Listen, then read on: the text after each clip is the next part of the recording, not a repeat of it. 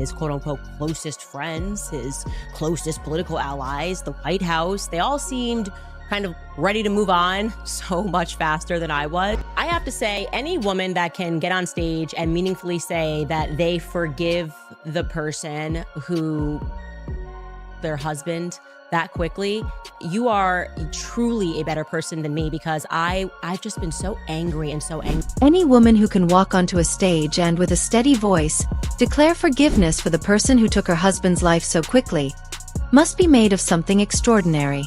Most people, including the ones speaking, would be consumed by anger. An anger so deep that it leaves little room for words, let alone forgiveness. It was this unexpected calmness that first unsettled many. After all, what sort of widow would not want every possible question asked about the assassination of her husband? Even if she never openly stated that she opposed such investigations, those surrounding her, particularly influential voices online, seemed to adopt that stance for her. Then came the moment that shifted everything. Candace Owens stepped forward and published an article that would send social media into a frenzy. Within minutes, the widow at the center of the storm, Erika Kirk, became the main subject of conversation across every platform. As Candace's words spread, Erika's face appeared again and again on screens. Her expression caught mid-speech, her composure dissected line by line. Candace did not hold back this time. There were no half measures, no vague implications. She went directly to the heart of her argument, laying out what she claimed was evidence that would change everything. According to Candace, a trail of details pointed toward a hidden connection between Erika Kirk and Turning Point USA's Chief of Staff, Michael McCoy. Candace described them as unusually close, politically, personally, and emotionally. Their allies, their colleagues, even those in the White House, seemed far too eager to move on, she argued, as though they wanted to close the chapter before it had even begun. Piece by piece, Candace unraveled what she called the inconsistencies in the official story. She presented what she described as suspect phone records, unearthed past interviews, and linked fragments of Erika's public appearances that, when stitched together, formed a narrative that didn't fit neatly anymore. The more people watched, the stranger it all appeared. Timelines began to conflict. Coincidences felt too deliberate. Online, thousands of users began to comb through every available frame, every inflection in tone, every pause between words. The internet turned into a digital investigation room, with people acting as their own detectives. When Candace hinted that Erika and McCoy had exchanged phone calls in the days before the tragedy, the speculation reached fever pitch. One side of the internet believed this was the revelation of a deep betrayal masked by public grief.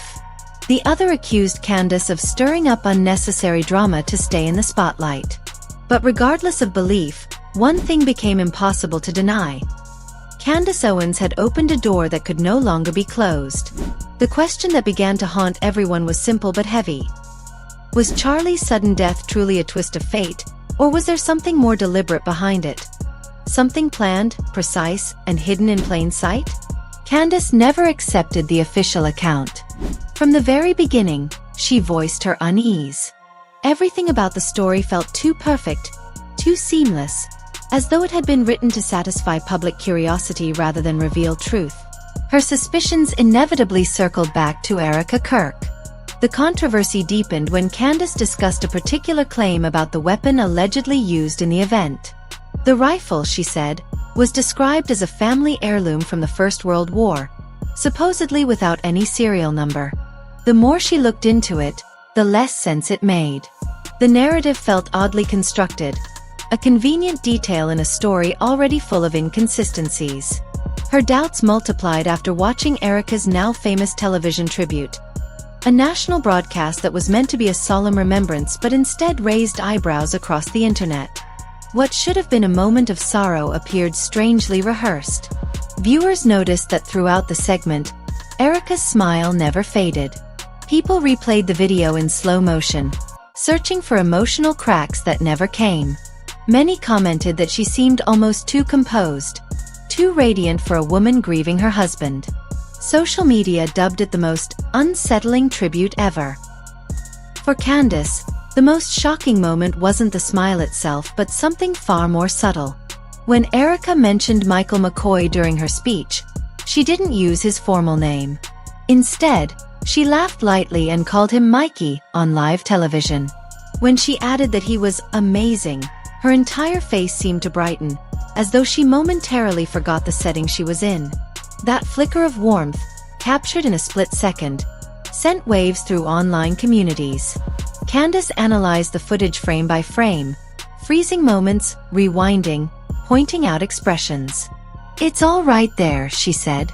"That's not how a wife talks about her husband's colleague, especially in a eulogy." Audiences began asking whether it was simply an innocent slip of the tongue or a revelation she never meant to make. Candace's focus then shifted toward what she called the micro-lies. Small distortions, half-truths, or subtle misrepresentations that seemed unnecessary yet telling. To her, these tiny inconsistencies were the cracks through which the truth might be glimpsed.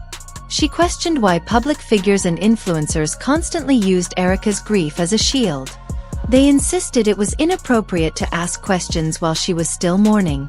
But Candace pushed back with what she called common sense. "What kind of widow," she asked, "wouldn't want the full story behind her husband's death to come to light?" While Erica herself had never said it directly, others invoked her name as a barrier against inquiry. That, Candace argued, was precisely how uncomfortable truths are buried, under the guise of sensitivity and respect. For her, this was a turning point. Her doubt transformed into conviction. She was certain now that something inside her circle was deeply wrong. The betrayal, she believed, didn't come from strangers outside their movement but from those standing closest to it. Then came the video that would shake the story further. A full surveillance recording from Utah Valley University, the site of the tragedy.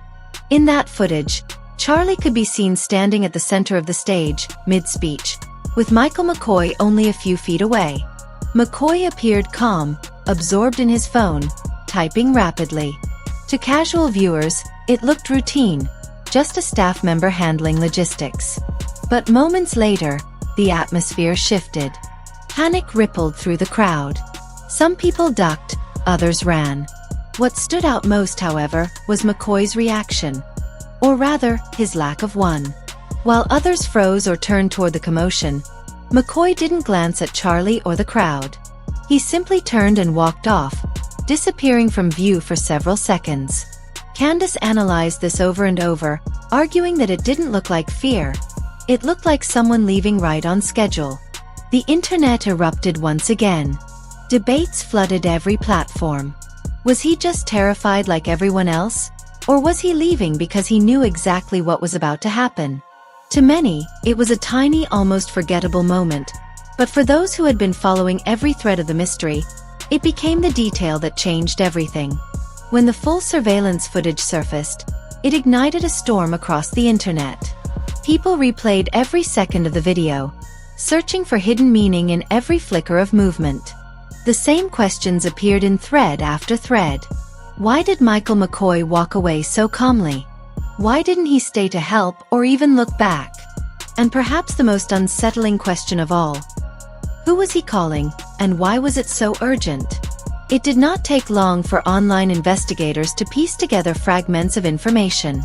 In an interview with the New York Times, Erika recalled how she first learned about the incident. According to her, she had been sitting beside her mother's hospital bed in Phoenix when she received a frantic call from Michael McCoy.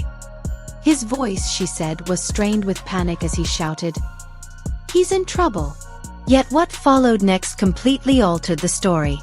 Erika told reporters that the call came in at 23 minutes past 11 in the morning, Phoenix time.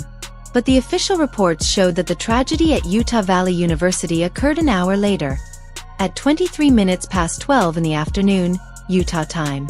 That 1-hour difference set the internet on fire. People rushed to verify time zones, replay the footage, and compare timestamps. The more they analyzed, the clearer the contradiction appeared. If the records were accurate, McCoy's call could not have been a reaction to what happened. It would mean he called before the event even took place. That revelation was enough to make social media explode with speculation. Threads, videos, and podcasts all debated the same possibility. That the call had not been a cry of shock but a signal, a coded message. Something like saying, "It's begun." Candace Owens seized on that idea immediately. "This isn't coincidence," she said in one of her streams. "It's coordination." Whether one believed her or not, the timing was impossible to ignore. Why would McCoy contact Erica so early? If he had been right there at the scene, why didn't he remain to check on Charlie? Why vanish into the hallway the moment everything started? Those questions reshaped the entire narrative. Suddenly, the story was no longer about a tragic accident but about the possibility of a meticulously timed sequence of actions. From that moment, people began to re-evaluate every piece of information they had dismissed before. Candace, who at first had been brushed off as overly dramatic or obsessed with conspiracies, now seemed to have stumbled onto something that demanded attention. Even her harshest critics started to revisit her earlier statements, realizing that details she had mentioned weeks ago suddenly aligned with the new evidence. The conversation shifted from doubt to shock. Candace argued that the tragedy was not a random act but a product of something deeper. Something organized and covered up by individuals in power. She suggested that certain people had every reason to keep the truth hidden, and that what appeared to be a single incident might in fact be connected to larger networks of influence. From there, she turned her attention to another name that had resurfaced repeatedly. Tyler Robinson, the man authorities described as the lone wolf. From the very start, Candace rejected that explanation. Tyler, she claimed, was no mastermind. He was a pawn in a much larger game. How, she asked, could an ordinary young man know so much about the stage layout, the event timing, and even the best direction to leave the scene? Those details, she said, were too precise to be coincidence. It seemed, rather, that someone had guided him step by step. Even Joe Rogan weighed in. On his podcast, he spoke bluntly, saying that the official narrative didn't add up. What caught his attention most was the alleged weapon. Authorities said it was a relic from the Second World War, something passed down through Tyler's family. But Rogan was unconvinced. He compared the released images with known historical firearms and pointed out that the lines and materials looked far too modern, almost polished. "That's not an antique," he said. "That's newer tech." His analysis went viral within minutes. The internet again erupted. Commenters accused officials of staging a cover-up in broad daylight. Candace's theory of internal coordination suddenly seemed more plausible. If the weapon itself didn't match the story, what else had been fabricated? The public began to wonder whether Tyler had been set up to take the blame while the true orchestrators remained unseen. And inevitably, the scrutiny turned back toward Erica. The whispers grew louder. Was Charlie, her late husband, merely a stepping stone in a much larger journey? Every public appearance she made was analyzed frame by frame. The shift of her tone, the way her words were chosen, the timing of her social media posts. Nothing escaped the audience's gaze. What struck most observers, however, was the contrast between her serenity and the storm raging around her. While Candace demanded answers and called for justice, Erica posted soft-lit photos, gentle captions, and verses about grace and healing, as if trying to replace grief with serenity. That unshakable calm began to look less like peace and more like control. And when Candace saw that, she decided to stop hinting. Her patience was over. She turned on a live broadcast. No notes, no edits, just raw emotion. In that live stream, she said Erica's name directly. There was no careful phrasing or cautious speculation. This time it was confrontation. She questioned not only Erica's composure but also her silence. Why, she asked, hasn't she demanded answers? Why talk about forgiveness before we even know the truth? To Candace, every word Erica spoke sounded rehearsed, every expression carefully chosen. The live broadcast went viral instantly. The comments flooded in faster than the moderators could manage. Some people accused Candace of cruelty, of crossing a moral line by targeting a grieving widow. But others defended her, insisting that she was finally saying what everyone else had been afraid to voice. "At least someone's asking the real questions," wrote one commenter whose post gathered thousands of likes. Candace's final words in that stream became the phrase repeated across the internet. Why didn't the people closest to Charlie try to find out what really happened? The question hung in the air like a challenge that no one could ignore. Soon after, one particular comment under her video caught fire. A woman wrote, "As someone who's lost a loved one, I know that at first you're numb. But after a week, you start to have questions. You need answers." Candace liked that comment herself, and it spread like wildfire. People began to echo the same sentiment. Maybe Erica's composure was not a reflection of faith but an attempt to control the narrative. From that moment, the focus of the story shifted again. It wasn't just about Candace Owens anymore. It was about why no one else seemed interested in asking these questions. For Candace, that realization solidified her belief that Erica's silence might not be ignorance, it might be knowledge. Perhaps, Candace thought, the reason Erica had never demanded the truth was because she already knew it. When that possibility merged with the rumors of her closeness to Michael McCoy, the picture turned darker still. Her calm demeanor, once admired as strength, began to look like calculation. The internet no longer saw her as merely grieving. They saw her as possibly hiding something. The storm that followed Candace Owens' accusations was immediate and merciless.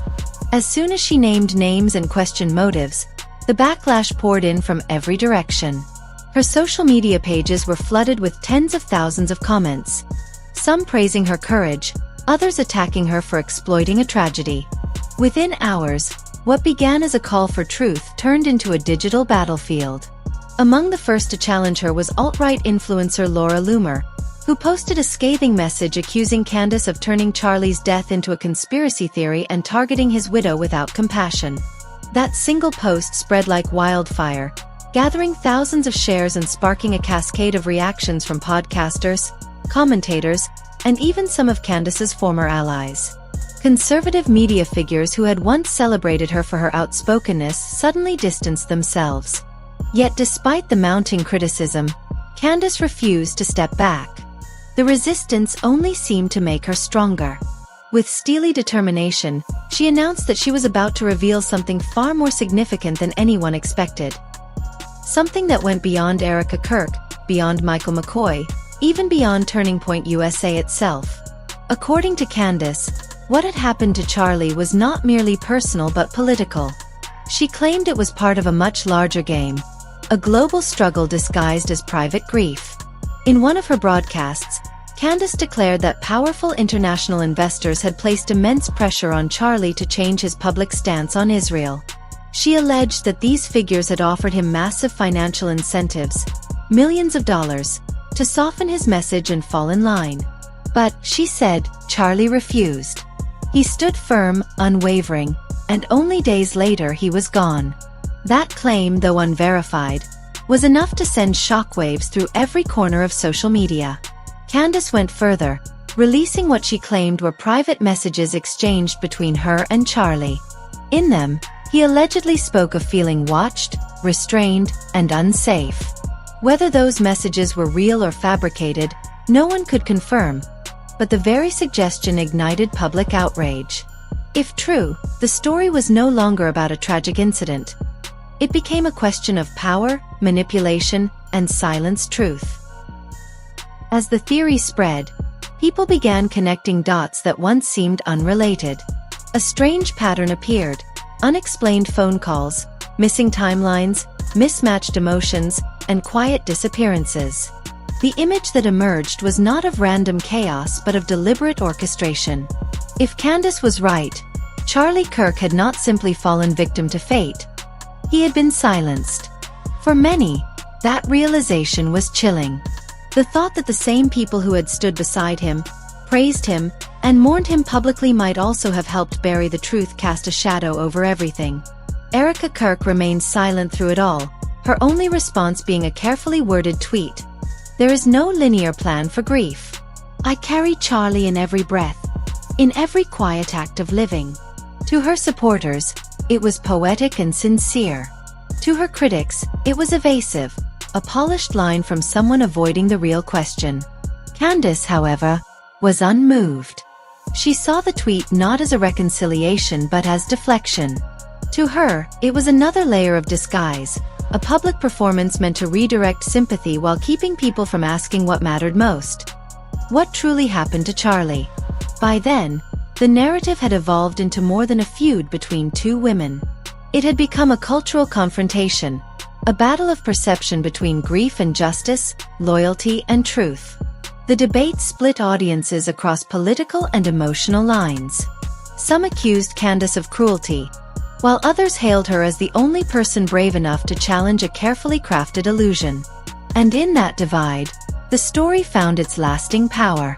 The timelines, the calls, the surveillance footage, the unreadable smiles. All of them merged into something far larger than one tragedy. To Candace and her followers, these were not coincidences but clues, each pointing toward a truth that powerful people were desperate to hide. Now, the question haunting millions of minds is no longer what happened but who benefits from the silence that followed. Erica's calm, McCoy's disappearance, the unverified messages. All of it forms a haunting puzzle without resolution. Candace Owens,